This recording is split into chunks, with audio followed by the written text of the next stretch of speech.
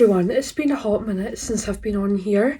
Tried to film this video last week, but as you can hear from my voice, I haven't been very well, and I think that was it coming to a head, so I looked disgusting and just didn't feel my best. But as always, when an illness hits you like that, you feel so much better afterwards. So yes, I thought I would film the video now instead. Also, it's a lot more relevant. Should probably tell you what it's about. So I'm going to see my first crime talk show tonight. I originally thought it was with David Wilson, the famous criminologist, but it's with David Swinton, I think. Don't come after me if I've got his second name wrong. Something along those lines. So he was majorly involved with, like, if you're around about my age, you'll remember the Glasgow airport car bomb incident. He was really involved with the Peter Tobin case, and yeah, just super interesting stuff to me anyway. As I've already said, I want to study criminology with the Open University this year. Just feels like the right path to go down, to be honest. As much as I love my job, it's not going to be on my lifelong career. I would rather do something to do with criminology, but also I want to keep my job on for the time being as well, to give me a good balance.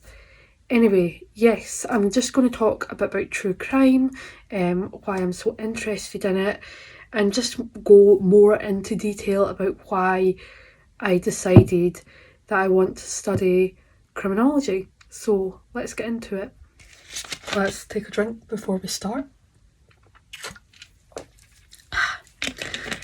By the way, I won't argue with anybody who says that cola is better than Pepsi.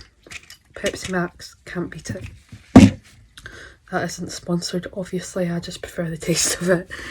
So yeah, I'm going to get ready in the process because we are leaving after this to drive up to Dundee, is where the show is. And yeah, it should be good. Hopefully it won't be like a university lecture, but I need to get myself back into the swing of it anyway. So I guess I should start off with why I like true crime so much.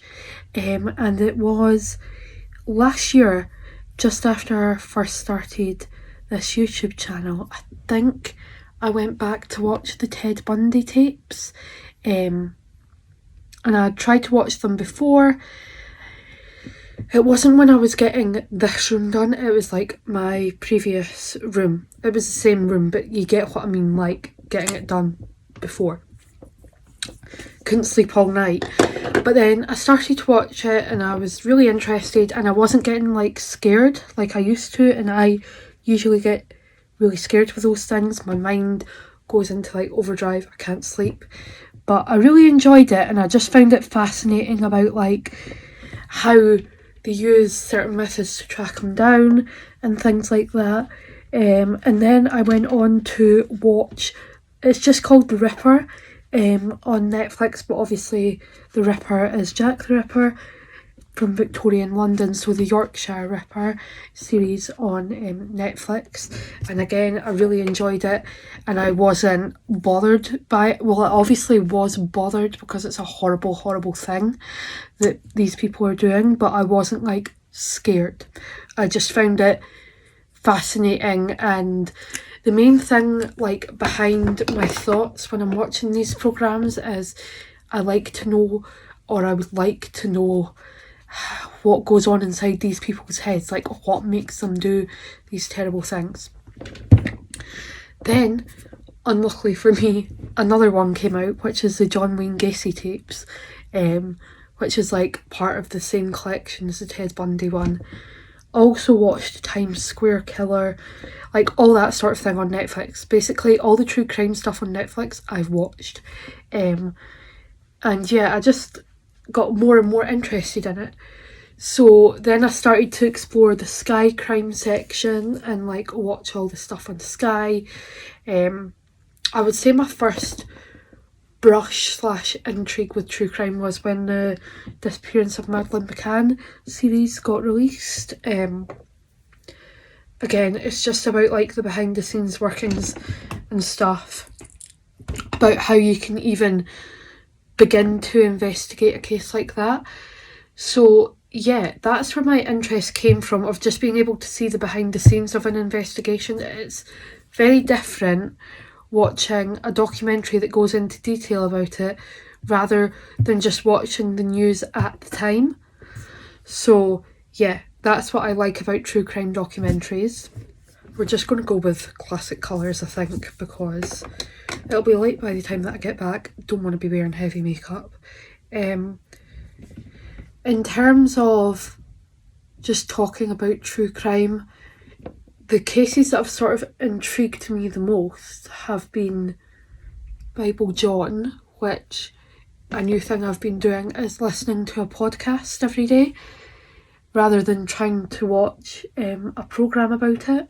So I listen to it as I'm going to sleep, and that just sort of puts my mind in a tiresome state of like trying to keep up with it, trying to figure out what's going on. Another one that I really enjoyed a documentary / film about was the Zodiac. So basically anything unsolved captures my imagination. Of course, though, I like to sort of think about what went wrong in investigations and stuff like that as well, and it does point that out in some of the series on Netflix. So just in general, as I said, getting an insight into things, and I don't know whether you know this, but I used to study history, was really interested in history, and I always liked the side of things of learning about like people's lives on the ground at a specific point in time. So like the home front during World War II, or what life was like in Nazi Germany, or the countries occupied by them, things like that. So just figuring out what it was like for civilians. And it also covers that in true crime documentaries, which is one of the reasons I like it as well, is it's not just about professionals, it's about how like normal people who didn't have a policing background were affected by it, and how they thought about it as well. So yeah, that sort of covers the true crime and the why I'm interested in it. I'm going to have to take a drink now because as you can tell my voice is going. It doesn't even look like I'm wearing eyeshadow. Still have the cold like eyes, but it's going to be dark in the theatre, Catherine. It's going to be dark. So yeah, what else I wanted to go into was like me studying criminology. So I would definitely say, and everybody who knows me well enough also said, like, I don't like the university lifestyle of that basically being your life, of your degree and then going out, going to the gym, blah blah blah. I prefer that sort of being a side focus, or I like the idea of it so that I'm working and then just on my days off or whatever I'm doing that. So that's why I decided to study with the Open University. I knew I would either do it part-time or through the Open University. I just didn't know which degree I would have done, because originally I was going to go back to history, and then at one point I think I considered forensics as well, and sort of psychology, that sort of route. Probably end up going down that route anyway if I'm doing criminology, but yeah, definitely psychology was a route that I wanted to go down, but it just never really seemed to click. So I started having a look at criminology courses, and all of them required full-time study, like going out of your house, blah de blah, which is very inconvenient for my schedule, and I think it would be impossible to hold up a job at the same time as having to attend lectures and tutorials and stuff. So I had a look at the Open University instead. So I'm going to go into depth now about sort of my full plan for studying there. I still need to put together my application because everything seems to be done just closer to the time, and I totally respect that of giving you more time to think about it and just to make sure you're sure about the decision, etc. But yeah, so I originally had a look at just criminology degrees, but obviously that's a very strict curriculum. There's no like changing modules, you're just given one or two options. I don't know whether it runs in semesters or what it does. Haven't discovered that yet. But that wasn't for me, the not really having much say over what I'm doing, and being able to pick and choose what interests me the most. So I have decided to do an open degree instead, obviously with the aim of doing most of the criminology courses or psychology or whatever I choose. I'll tie it all in together, and it basically allows you to build your own degree with the subject areas that you either need the most or interest you the most. So that seemed like the perfect option.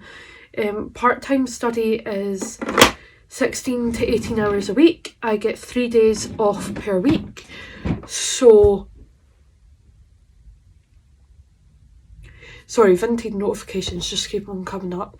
So that's like 6 hours.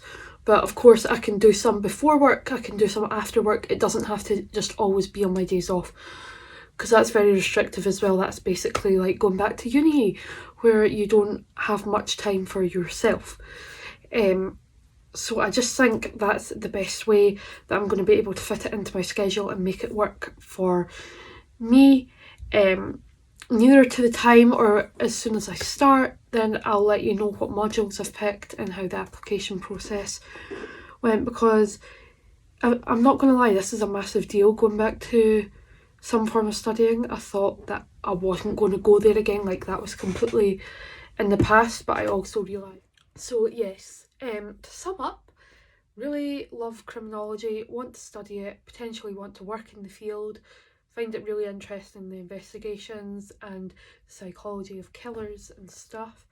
And I'm going to see David Swindon's, I don't even know if that's his name anymore, Catching Killers talk tonight in Dundee.